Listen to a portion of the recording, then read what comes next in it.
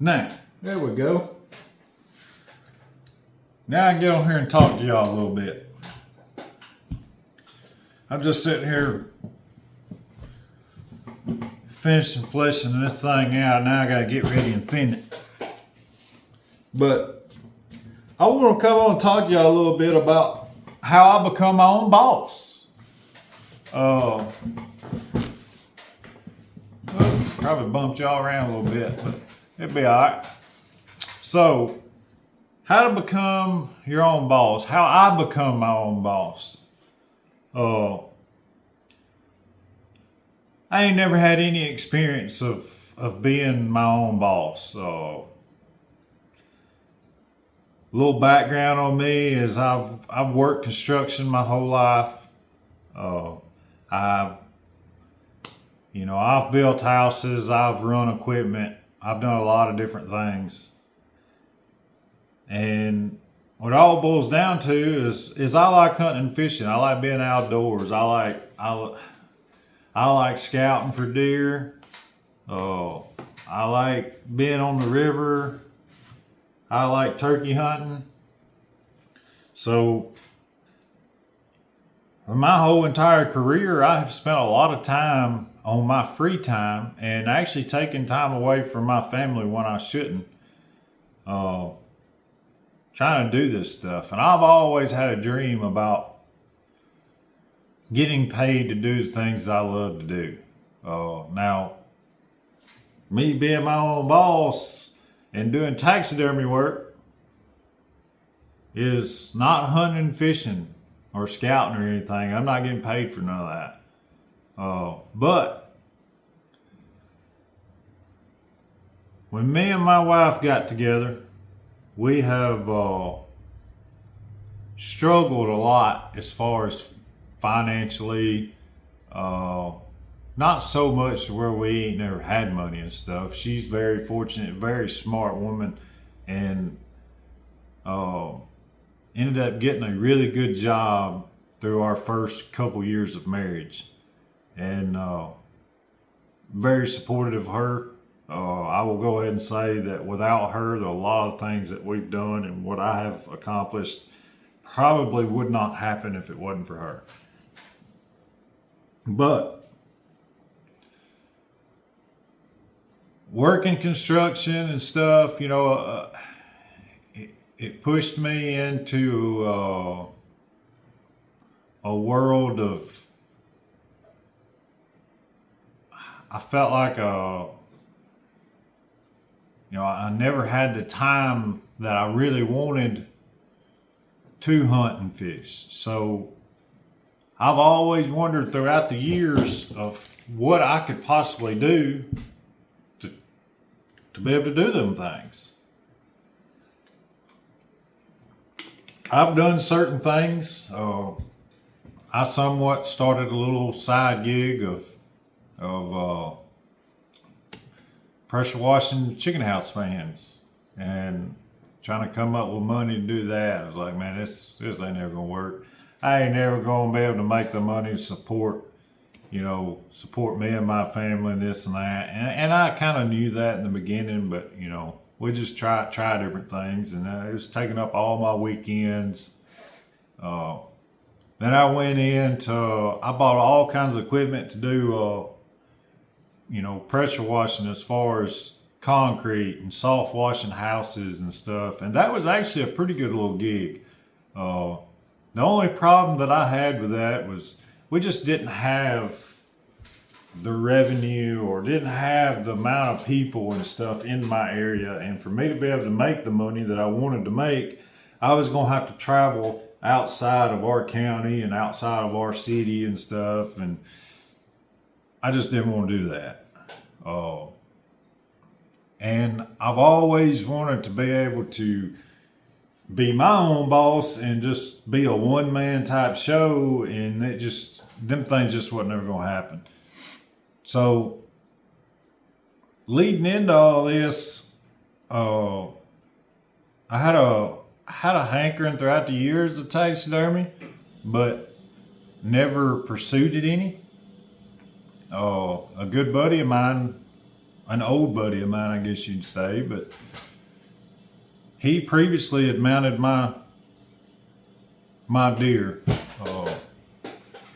and he started throwing out the possibility of, hey, why don't you come work for me? You know, I'll teach you how to do all this.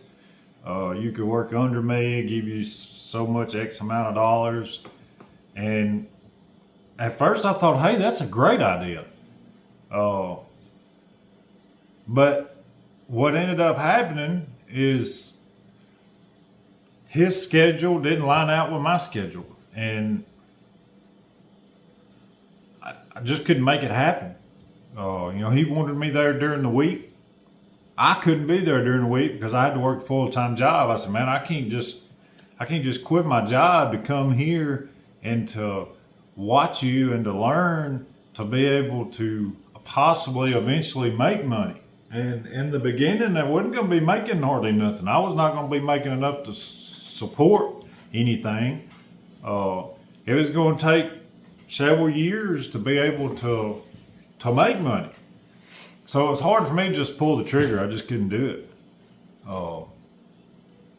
So I started tinkering around and had a buddy of mine said, hey, if I kill a deer, do you want mount it? I told him, I said, hey, I said, most definitely. I said, if you kill a deer, I said, I want to mount the thing.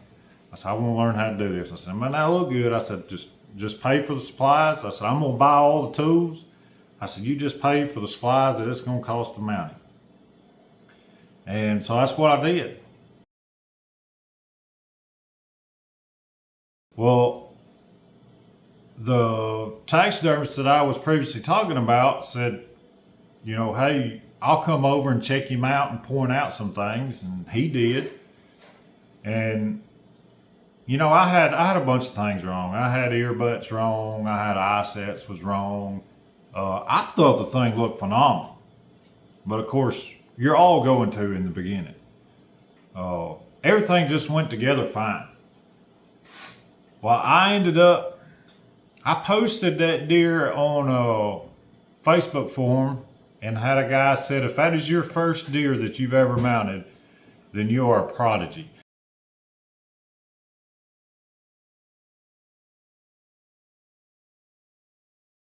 And that was kind of a laughter, a joke, or whatever that I thought. And I told the taxidermist about it. He laughed about it.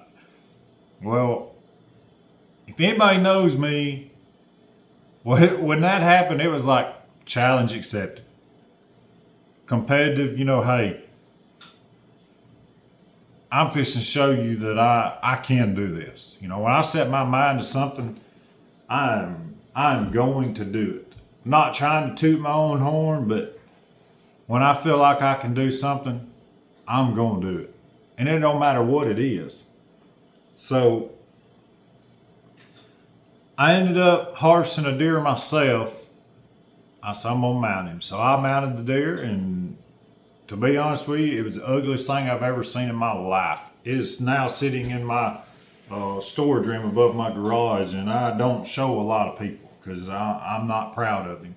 But that was kind of a inspiration or a spike into me that was like, I'm better than this. So I ended up having another friend that said, hey, I got one, heard you was kind of wanting to learn it. I'll buy the supplies if you want to practice on it. I said, fair enough.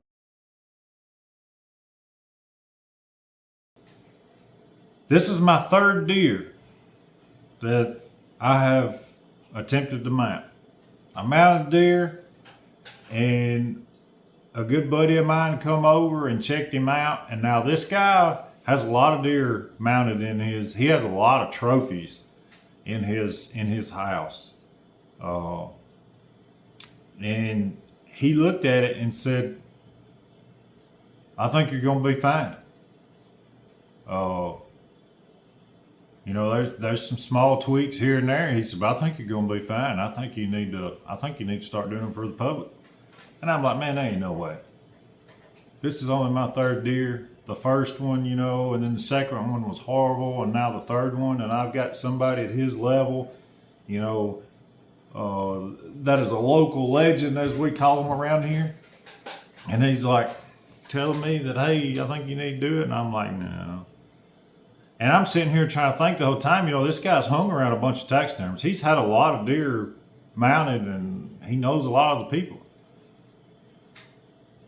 So I took in another practice deer and practiced on him.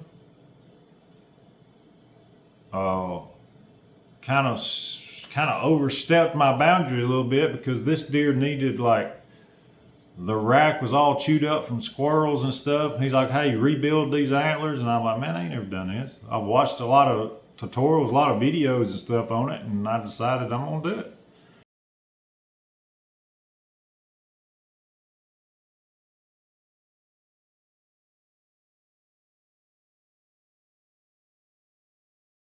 So kind of one thing led to another. I took my buddy's advice, and the following year, I decided if I'm gonna be able to do this, I'm working a full-time job, I can only take in X amount of heads. I can't, I can't just take in a whole bunch. So how am I gonna be able to do this? Well, this is also going to teach me on learning what my cutoff would be. Being able to have the ability to tell people when they call me, no, I can't, I'm sorry, because, I'm too full. And I was like, man, it's hard to tell people no, especially when people are like, here, take my money, and being from somebody that background history that don't have no money, you want to do it, but yet I don't want to disappoint anybody. So I had to be disciplined. I had to do a lot of things to learn all this, and this was a good way of me learning that. So I told myself, okay, I'm going to take 20 deer in, and that's it. I hit my 20 deer pretty quick. I was sitting there thinking, man, this is overwhelming. I went and bought a deep freeze just to put these hides in. That's a lot of work involved, trying to figure out when I can take stuff in, when I can, when I'm able to flesh stuff. I mean, I was literally on Thanksgiving Day, and we've got people here. I was literally fleshing deer hides. I didn't want to be, but I had to do something. I hit my 20 deer mark, and I went over. I took in, I think it was 32 total. Now this is 2025 right now. This was in 2024. So I said, oh man, I've done went over. Now some of these deer they was friends, they was really good buddies, and they had told me, I do not care when you get it done. Don't worry about mine. Just do it whenever. I said, okay. And I took those in, and I said, man, I have done stepped over boundaries I wasn't supposed to. The whole point of this was to be able to tell people no, to learn. So what I ended up learning from that was, number one deal was the next time I did this, I was going, okay, here's my cutoff. If my cutoff is going to be, let's just say 50, well, I'm going to tell people 40, because you're always going to have, and a local taxidermist told me this, you do that because you're always going to have a handful of buddies that's going to have deer, and they're going to want you to mount them. So, good advice. So I took in 30 or 32, whatever it was. Working my full-time job, I was mounting these things on the weekends. And we ended up being off 1 week because of cold and icy weather and stuff. Second week of January, I'm gonna mount a deer every day that I'm off, and I mounted a deer every day. Now I was out there from daylight to dark, and it sucked. But I pushed through the grind. I was like, I'll get better with this. I ended up having every deer done by the end of March. Now there was 7 or 8 of them that I still needed to do finish work on, but I had every one of them mounted it. And I said, if I could do this and take in X amount, I said, I can make a pretty decent living. I can at least make a living that I want. That way I'll be free to be able to do whatever I want to do. So I ended up telling my boss that, hey, I'm fixing to take off the entire month of April. I had a lot of time to burn. I said, I want to take off the entire month of April. I want to hunt every day for turkey hunting. Okay, no problem. So I took off.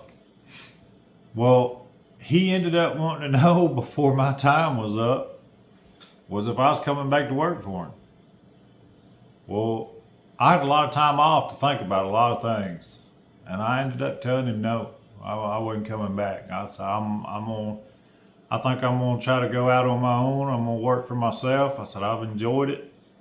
I don't know if it's gonna work, but I've got to try it. So that's what I ended up doing. So here I am now. All the money that I made off of the mounts last year, I didn't spend a dime of it. I stuck every bit of it in a sock. And I said, if I make enough, I said, I'm on this shop that I'm in now. Now, the shop was here. I was mounting everything in my garage, but this shop was horrible. If any of y'all know me and has been here, y'all know. But I gutted this thing out and I rebuilt all this with every penny that I had made from those 32 deer from last year. And here I am. So if anybody, what I'm trying to gain or tell y'all is the secret to becoming your own boss is don't be afraid. Don't step out. You just got to do it. You can't be afraid of doing it. It is hard, I know. The one good thing that helped me is my wife. I do understand it'd be a little bit more difficult if you're on your own, but just do it part-time. Grind it out and work on the days that you're not at work. Do it on weekends. Do whatever you got to do. But eventually, it will happen. I'm a big believer in everything happens for a reason. And, I've lost some friendships, but I hate it, but it's horrible to say, but I think it happened for a reason. Feel like I'm very successful now. I'm not at the point where I want to be yet. I'm working on that. But I'm very fortunate, very happy to be doing what I'm doing right now. I'd like to tell you the truth. I've been living like I was in my 20s the past couple of days and staying up to midnight. I've been here last Friday and Saturday. I was in here till midnight. I think I was in here 17 total hours the other day, and it wasn't just necessarily mountain deer, but I had certain things. It's hard for me to leave in here. I love being in here. I love working in here. I love the different. That's my darn air compressor kicking on. Hopefully that ain't messing the video up. But yeah, I like doing everything that I do in here. It's fun. I don't have nobody over my shoulder or telling me what I need to do. I can plan everything out when I want. If I don't want to work today, hey, I'm not going to work. Now with that being said, if I don't work today, then I'm already in my mind thinking of okay, what I was supposed to do today, when am I going to do it? And I always plan everything out. If I tell somebody I'm going to have something done in a certain amount of time, I'm going to do my best and have that done. And I don't think that I've lied to anybody yet. And I'm not ever planning on that. Now, it is getting tougher now to when people ask me, what's the turnaround time? Now that I've gotten a little bit more popular and I'm starting to take more in, it is harder for me to do that. But I'm learning a lot more on how long it takes to do things. And if I tell you something, then by God, I'm going to try to have that done. That's just who I am. That's, I really don't want a bad rep. But for any of y'all that are experiencing or having a little thought of, wanting to get out and do your things, hey, don't be afraid to do it. Try to do it, because look, I had the same thought too, and now I get to do what I want to do. And people I know are still out there working. And when they're working and they contact me and say, what are you doing? I'm fishing, or I'm hunting. Well, some people get jealous about it. It's the American dream. It's the only person that's holding you back from doing them things is you. You've got to be dedicated. You've got to pull the trigger. You've got to step out, and you got to do it. That's the only thing to it. There's no big secret to it. Guys, I appreciate y'all coming on. I appreciate y'all watching.